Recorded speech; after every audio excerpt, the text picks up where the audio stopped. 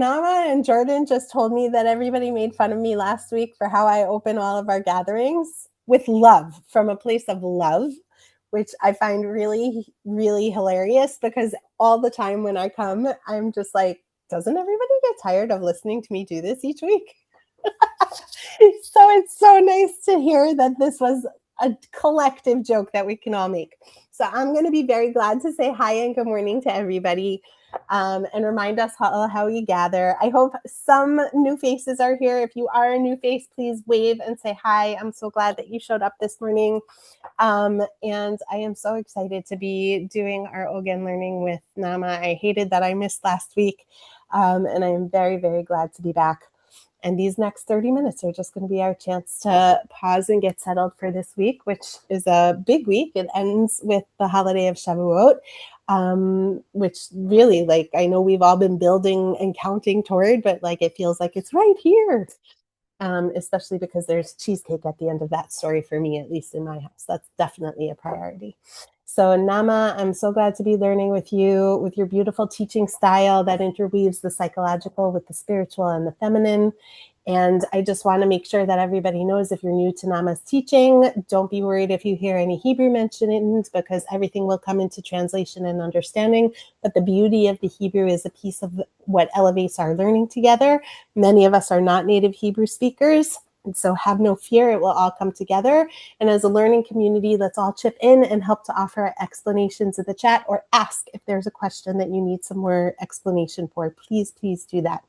We'll always agree to respect everyone here, show up as your authentic self. Whatever you're holding in your heart is welcome. What happens here and what is shared here stays here. And Sibur community, we're all coming together gently, first and foremost with care before anything. So Naama, thank you so much for bringing us together in your beautiful way. I'm so glad to be here with you. I'm so glad to be here with you. Thank you, Ariella, for holding this space. Jordan. And hello, everyone. Good to see you for our last Ogen for this series. And really grateful to start the week together. So as we say every week, Ogen is the Hebrew word for anchor. And what we're trying to do is just to anchor ourselves, in our depth, in our balance, in our resilience in the beginning of the week. It's been a weekend. For some of us, it was like too loud. For some of us, it was too quiet. For some of us, it was just perfectly balanced. But there's always a transition into the work week and into Yemei Hachol, into the days of, the everyday. And in that time, we're just taking a moment to pause together. And the two metaphors we're always bringing here is that we might think of ourselves as a small boat on the stormy waters of the ocean, and we want to balance. So we're kind of like throwing little anchors around us to keep our balance. We might want to think of ourselves as a plant, as a bean or a pea, or I'm currently growing cucumbers, whatever it is that you like to grow. And there's one shoot and another shoot and another shoot and another shoot. And by throwing all these shoots, at some point, you're able to build like a stable canopy that is held by all these different points of connection. We're working here every week with one Hebrew word. Words are such incredible thing, right? Words are these kind of like things that on the one hand are embodied, right? We need to be able to move our mouths and faces in specific ways. And I don't know all the ins and outs of it, but I know that there's all kinds of things in the face and the mouth and the throat that need to work for us to be able to shape the air, right, into a word. And words are also, they can be like so deep. Someone can say one word to us and it's like really moving. It's really kind of like hitting the point. And they can be so empty too. And it's really painful sometimes when they're empty. And what we're trying to do here is once a week to find a word that we can recharge with meaning that holds something stabilizing for us. So that's our just kind of like coming into Ogen. Every week we repeat the same things. Rituals are stabilizing things too. And what the word that I wanted to share this week is the word somechet. Somechet, you can hear that it's very similar to the letter samech, and maybe some people recognize it from the liturgy. סומך אדוני לכל הנופלים וזוקף לכל הכפופים. God supports those who fall and lifts those who are bent. And I find this word very, very interesting, and I want to share with you a little bit of my thoughts about it. So, somechet, samech, vav, mem, chaf, taf. And you might know it as samech, samech, mem, chaf, or somech. Somechet is just a feminine way of saying the verb. I trust. I lean. I am supported. Somechet. And specifically, I'm interested in this word this week because we are about to get into Matan Torah. And last week we spoke about a word that is very similar to Matan Torah, right? The word hamtana, the word waiting, to be in a liminal space. We had a lot of emotions around it in the class, but there is something in the Omer, right? That I'm walking for a long time. I'm in a liminal space, about to get somewhere, not there yet. And in that time of hamtana, in that time of waiting, of not knowing, of moving forward, I might be really supported by my ability to trust. And we'll try to break it down a little bit. What does it mean, lismoch? But before we start, let's just do a quick check-in with ourselves. So we'll take 2 minutes to just journal. What's moving for me? What's going on for me this morning? What do I need to leave on the threshold as I'm entering this space together with others? And also, what does it mean for me to trust? Lismoch, liot somechet. So what's moving in me? And what does it mean for me, lismoch, to trust, to lean?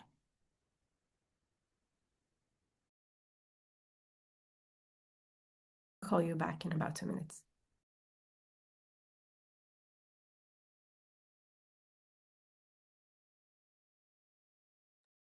Okay, we'll take a few more seconds.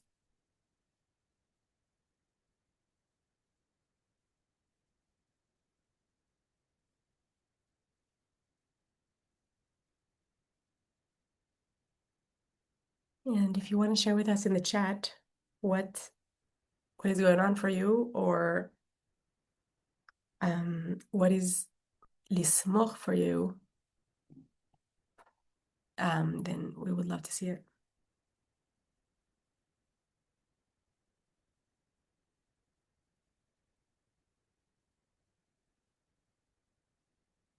Okay.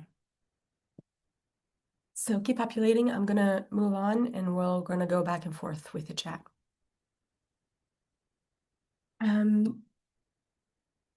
So first I want to go to the kind of like very basic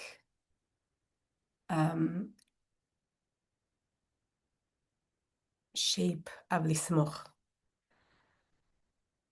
Lismoch, in the most basic meaning of this word, is to actually lean on someone. So sometimes I can't walk by myself. Maybe I broke my leg. Maybe my legs are not working because I'm old, because of this, because of that, because whatever. I'm in a place in my life of vulnerability, weakness, dependency, and I have to actually lean on someone. So the basic meaning of it, like in Hebrew, it's very common for people to say, "Tismoch alai, smoch alai, smoch alai. Trust me, it will be okay," right? Actually, sometimes people say it in like a negative way, like that it's a culture of smoch. Everybody's just like, "Oh, trust me, we'll be okay." Okay, but I'm just going to the most basic understanding that the basic smoch really means smoch, like lean on me. lean on me. You can just like, okay, you can להיות סמוך עליי, because סמוך is also means like very close, right? If you say, oh, my home, that's also contemporary Hebrew, right? הבית שלי סמוך למכולת. My house is really close to the grocery store. סמוך meaning it's very close. Okay, so סמוך, the most basic meaning of the word is like, I'm just like, I'm leaning on you, okay? Now, just let's pay attention to this meaning of the word for a moment, that there's something about being dependent on someone, lismoch, to be so close to someone, that on the one hand could feel very uncomfortable, right? We know from our own prayer for the food, ברכת המזון, right? ונא אל תצריכנו. Please, don't make us need to lean on anyone. I don't want to be leaning on anyone except on you, God, right? I want to be able to have my own food provided without needing to lean on anyone. לא לידי מתנת בשר ודם ולא לידי הלוואתם. I don't want gifts from anyone and I don't want loans from anyone, right? There's something very basic in us from a young age that we want to be independent. Now, we also live in a culture that makes it like extreme, right? You have to be independent, otherwise you're defective. It's not okay to be dependent. So one really important thing I think that the word lismoch reminds us is we're entering almost the holiday of Shavuot, mamash mamash so soon, right, on Thursday night, is we're entering a holiday that is a weird holiday. There's nothing to do, right? I mean, people learn in the night, but then Shavuot for me, I always feel like some people learn the whole night and then they're like sleeping the whole day. Some people just eat a little bit of blintz or cheesecake, but there's nothing really happening. Okay, you go a little bit to show. It's kind of like feels like a Shabbat with barbecue. It's like it's a weird holiday, right? It's like there's nothing really happening there because, and there's all kinds of things that can be said on Shavuot, but we're not speaking here about Shavuot. But because this is a time of receiving the Torah, right? That's the main thing that we're saying about this holiday, even though it's also the time of bringing the bikurim. So there's like a movement here of receiving and giving. And receiving, basically, we're standing in front of the mountain and we're acknowledging the basic truth of our life that we are dependent. We are dependent. We are dependent. Every one of us at some point in our life was dependent. When we were babies, we just weren't able to do anything. We had to trust our caregivers. We had to trust. And that's also like a very important thing in our development, right? We need to be able to trust, lismoch, totally, fully, for our life, for our food, for everything, right? There's something very, very basic in our experience, in our most basic, deep experience that we once dependent on someone so deeply for our life that, and that kind of feeling is one thing that I think emerges in Shavuot. The kind of like deep, deep acknowledgement that we really are, even though we forget it as we're becoming older and more independent, at least for some long stretch of our life, God willing, sometimes we forget that we are dependent. Like our water comes from somewhere, and our food comes from somewhere, and the air comes from somewhere. Some things are coming from somewhere. We're not actually really doing everything by ourselves.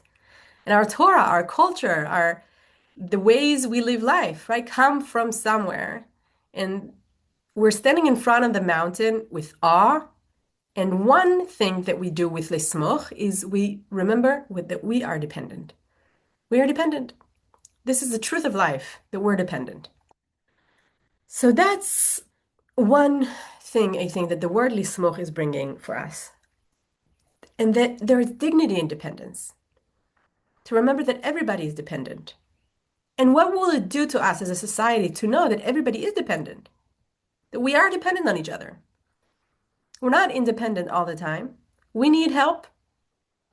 Can we design for that? Can we get ready for that before it happens, right? I think SVIVAH definitely thinks a lot about this, but there's dignity in independence. And women definitely know it very strong because many times they are the ones who support. Naturally, traditionally, right? But what if it wasn't like a problem or something that someone needs to do with no payment, blah, blah, blah, blah, blah, right? What if like we're like, wow, thank you so much. We're dependent on each other and we're dependent on you, God. So lismoch. There's something like so exhausting. Exhausting is not the right word, like full. We're fully dependent. So that's one thing. But then there's another level, right, to this word, lismoch. Yemima, for example, tells us that the child seeks security and the learner learns to trust. הילדה מחפשת ביטחון והלומדת לומדת לסמוך. She says there's actually inside you two voices all the time. There's one that seeks security, and there's one that learns to trust herself. So what she says is like there's also a deep, deep layer, that hopefully we can develop as kids, and if not, we can develop it now. Yemima says you can always develop it to trust yourself and to trust life. There's something in dependency that could become not adapted. At some point, I don't want to be fully dependent on others. I don't want to feel so enmeshed with them, so dependent on their responses, so dependent on their approval, so dependent on appeasing them. I want to be able to trust what should be my next step by myself and to trust that God's bring my life to me to every step to learn something and grow and move forward to the next thing. And that's a different type of trust. And something very interesting about that for me is to go back to the most basic letter that starts the word somechet, samech, which is all about lismoch, which is all about trust. Think about this letter. It's a letter that looks like this. Sorry, oh my gosh. Right? It's round. So my thought when I was prepping was that lismoch, the trust, is actually to be willing to sit on a round like ball.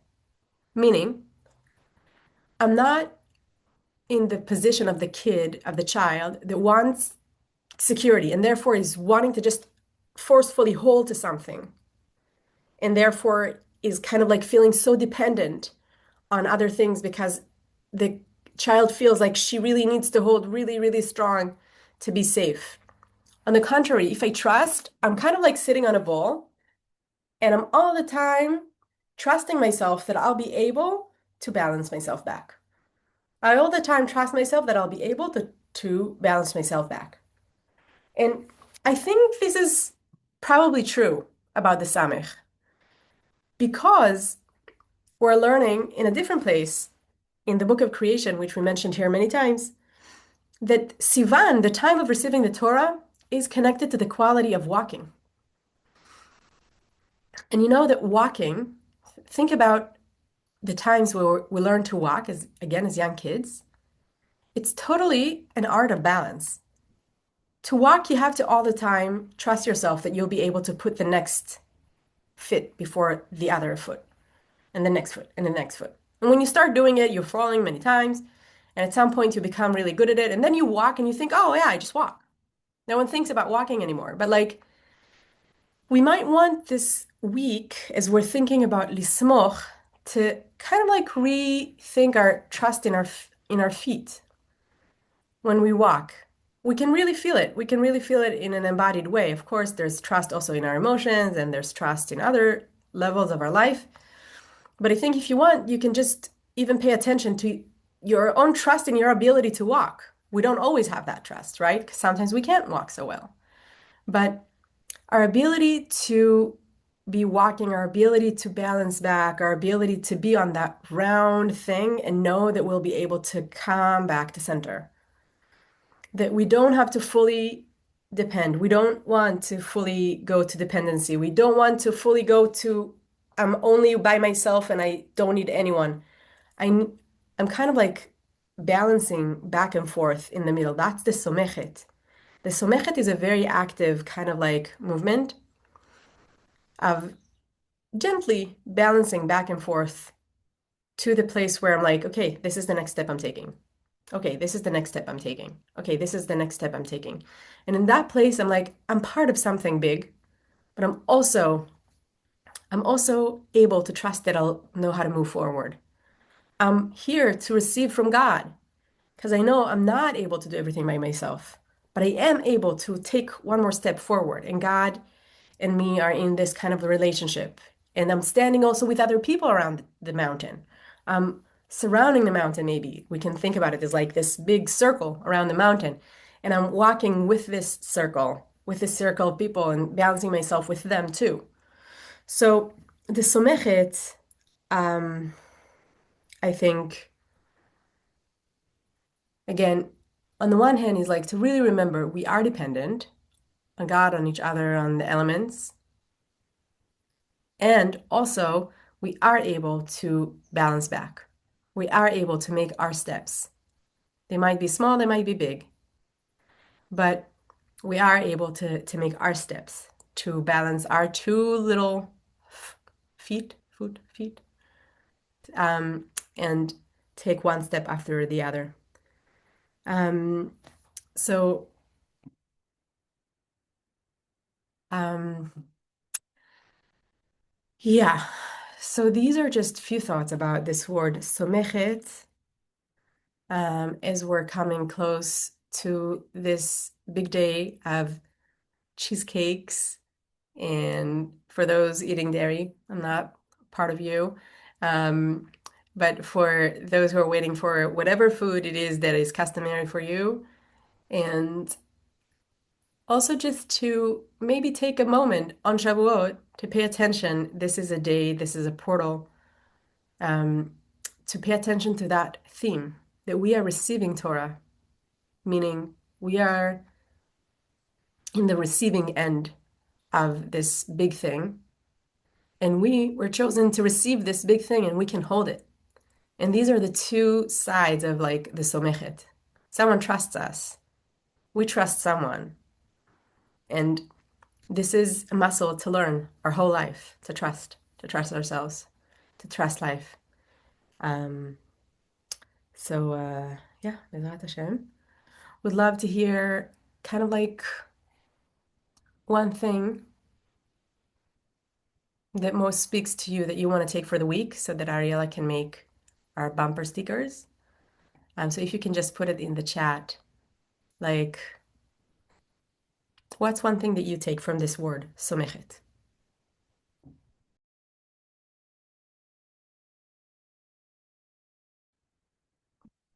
Thank you. Thank you, everyone. This is beautiful.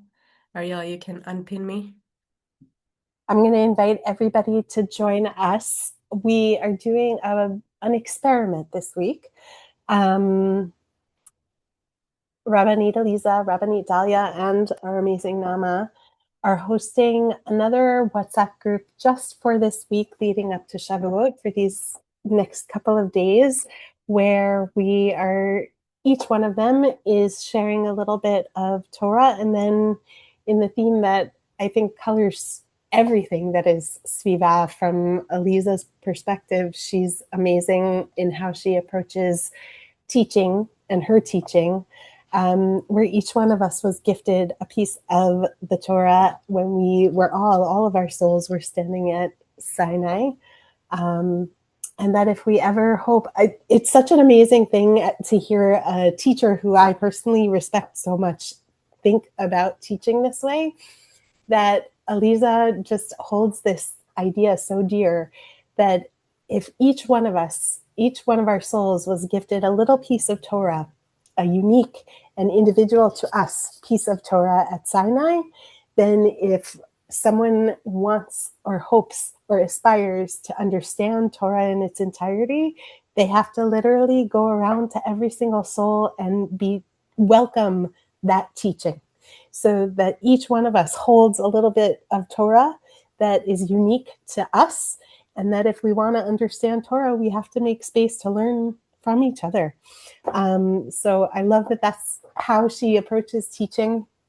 And I think it comes through in everything that SVIVAH does and that Eliza puts her fingerprint on. So that is a beautiful way to spend the week with some gorgeous Torah. Dahlia just sent in her little video with a beautiful piece of Torah and then a question for everybody to share their response and to share their Torah too, which I love. And Eliza's going to teach again, and Naama as well. And so all of us will be able to be in that space together. So I'll put the link to that, and I'll let I won't put Jordan on the spot unless she wants to be, but Jordan is still running the amazing, beautiful book club that she is co-facilitating with Dr. Katie Schenk, focusing on Rachel Goldberg Poland's book. And it is ongoing, and you can join whenever you'd like. And Jordan, I don't know if you want to add anything, but we'd love to have you there too. Yeah, if anyone needs the link for that, it looks like Ariel already put it in the chat, and I dropped the Shavuot in there as well. But we are meeting over WhatsApp, just reading at your own pace with some prompts throughout the week to think about on your own or to share in the chat. And then we will be coming together the first week of June for a Zoom book club meeting, and those details should be to you really soon. And so far, it's been such an interesting way to be in community around reading a book that's really, really hard. And even if you don't feel like participating verbally over the WhatsApp, I found it really helpful to just know that there's a large group of SVIVAH community members there reading at the same time. Makes me feel like we're all together. So that's been really great.